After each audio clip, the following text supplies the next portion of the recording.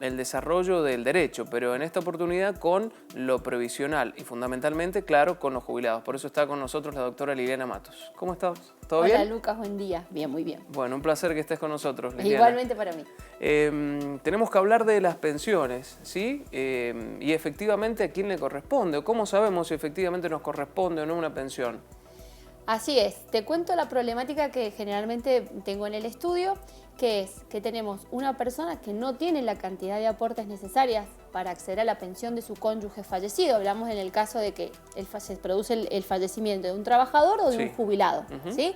Y la mujer o su concubina pretende el cobro de esa jubilación. Bien.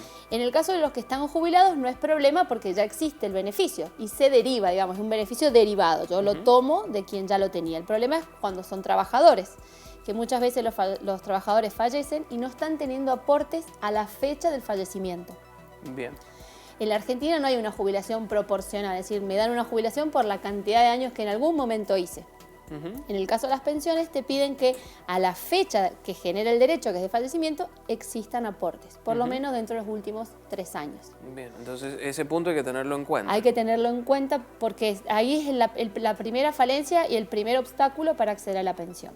Y luego, desde el punto de vista de la relación, hoy por hoy con las uniones convivenciales, o en algunos casos cuando están separados de hecho, sí nos cuesta probar ese vínculo que hay entre las dos personas para que accedan y puedan cobrar la pensión. ¿Por qué?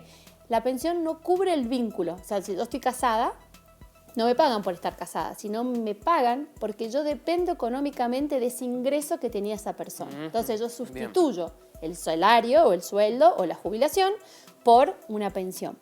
Entonces, muchas veces lo que el Estado, digamos, el derecho busca es un aparente matrimonio, que estamos hablando que tengamos el mismo domicilio, que tengamos una vida en común. O sea, no importa que no estén casados legalmente. Exactamente. Digamos. Pueden ser serían los antiguos concubinos, son las uniones convivenciales ahora, lo pueden tener, pero siempre con cierto orden. ¿Sí? Siempre decimos, bueno, los papeles en el matrimonio, en este caso sí son importantes porque hacen... Los papeles en regla. Un poquito. Las buenas prácticas, un alguito que tengan, porque después nos cuesta mucho.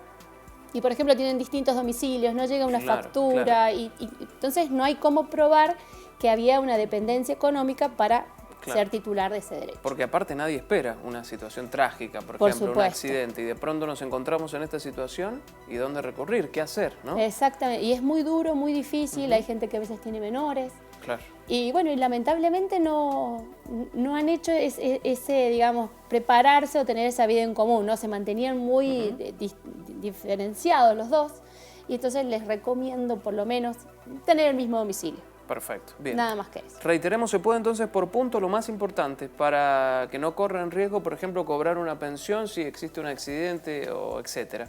Lo ideal es mantener una regularidad de aportes, ¿sí? Si estamos trabajando en negro, buscar un monotributo. Hay formas muy económicas, no son caras. Por ejemplo, el monotributo promovido creo que está en, si no me equivoco, 371 pesos el monotributo social y 500 y algo el... Y no son, digamos, no son caros y dan obra social también. Perfecto. Regularidad de aportes. Regularidad de aportes, ese es uno. Y en el caso de las uniones convivenciales o los matrimonios, tratar de tener una vida en común en los papeles. La factura del teléfono, el banco, algún datito que los dos coincidan en un punto. Perfecto. Emergencia alimentaria. Se está hablando mucho de esto, Liliana, porque tuvo sanción inicial la semana pasada, se pretende que se define esta semana. Ahora, ¿cuánto involucra esta emergencia alimentaria a un jubilado, a un abuelo? Siempre lo hablamos y vemos qué medidas se toman a favor de los jubilados y qué no. En esta oportunidad no hay ninguna medida específica para los jubilados. Vendrían a formar parte del grupo de ciudadanos que nos vemos beneficiados, ¿no? Pero no hay nada en específico. En el caso de que el jubilado cuente con alguna institución y demás que sí se ve afectada por esta ley de emergencia alimentaria, ahí sí le corresponde. Ahí sí le corresponde, pero no hay una medida específica. Bien, bueno, porque en algunos sectores se planteó esto, ¿qué pasa con los abuelos? ¿Qué pasa con los jubilados? Si hay una medida directa a ellos, no hay. Por el momento no, vendrían a ser más de macroeconomía que de específicos. Lili, como siempre, un placer tenerte con nosotros. Un gusto para mí, muchas gracias.